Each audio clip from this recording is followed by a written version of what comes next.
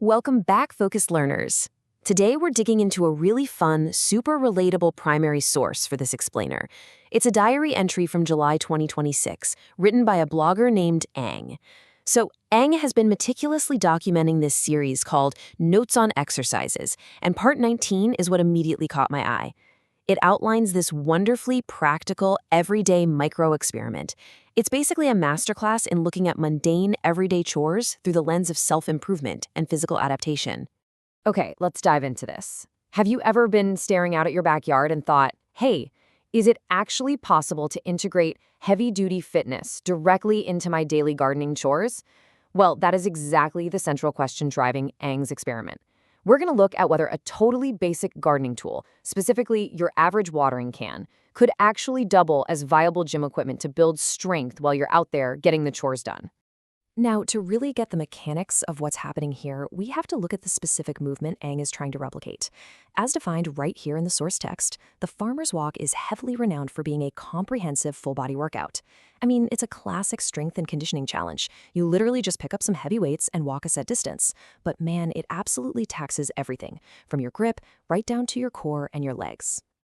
But here's the catch. Ang isn't heading to some fancy commercial gym to do this. We're looking at the ultimate chore fitness crossover.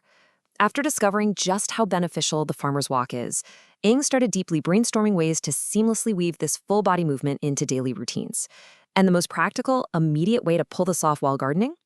You just use a watering can to carry the load while you're actively tending to the plants. Let's talk numbers, because the math on this backyard setup is actually pretty perfect. The core variable of this whole micro-experiment revolves around the number 10. Ang mentions that the standard plastic watering can being used holds right around 10 liters of water. And since 1 liter of water weighs exactly 1 kilogram, a completely full can gives you a very solid, highly respectable 10-kilogram weight to lug around the yard.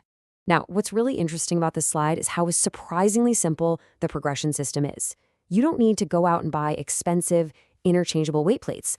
Ang's plastic watering can already has measurement marks stamped right on the side.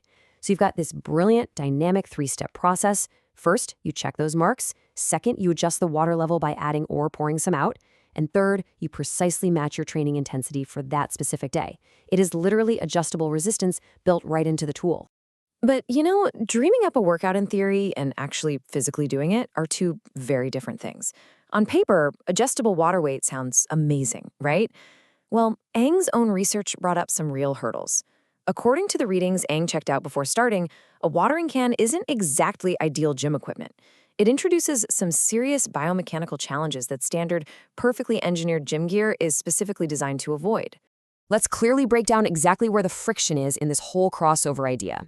Ang points out 3 primary biomechanical hurdles that make the farmer's walk really difficult here. Number 1, it creates an unstable load. Number 2, the shape leads to poor ergonomics. And number 3, the handle forces a weak grip. Let's dig into exactly why a perfectly innocent gardening tool suddenly becomes such a stubborn, rebellious piece of workout equipment. So the crucial point is that a watering can isn't a solid, static block of iron like a kettlebell. It's filled with liquid. As you walk across the yard, that water inherently sloshes, shifts, and splashes all over the place, creating what Ang accurately describes as an unstable load. That means your core and your stabilizing muscles have to work absolute overtime. You aren't just fighting the constant downward pull of gravity, you're fighting this unpredictable side-to-side momentum with every single step you take. Let's move to and see how this builds into the final 2 drawbacks. On top of that sloshing water, a bulky watering can just isn't designed to be carried heavy and tight against the side of your body for long distances. The ergonomics are honestly pretty poor. It bumps into your legs and throws off your natural walking gait. Plus, unlike a perfectly knurled straight dumbbell handle, a slick, curved plastic handle forces a really weak grip. It challenges your grip strength in a way that is highly inefficient and just a bit awkward. Now, even with all those imposing biomechanical challenges, this explainer wouldn't be complete without highlighting the awesome adventurous spirit of the project. This isn't some closed-door study where a final verdict has been passed. It is a very active, ongoing experiment. Ang states a really clear intention to keep testing this over the coming weeks, staying totally open to figuring out if this difficult movement can be adapted somehow to become a permanent, effective part of the gardening routine. And this brilliantly illustrates the personal dedication Ang has to testing the boundaries of functional movement. closing out part 19 of the Notes on Exercises with, "Till the next post, yours truly, Ang."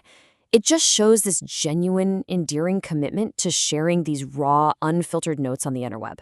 It's such a great reminder that fitness doesn't just happen in a sanitized gym, right?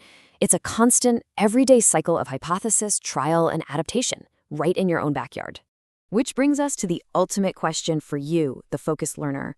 When you look at the delicate balance between the amazing convenience of a free, adjustable 10-kilogram weight and the distinct physical reality of dealing with an unstable, unorganic load, would you attempt to adapt your daily chores into a full-body workout? Take a second to think about your own routines. Could you embrace a micro-experiment just like Ang's? Keep questioning the everyday objects around you, stay curious, and I absolutely look forward to guiding you through our next explainer.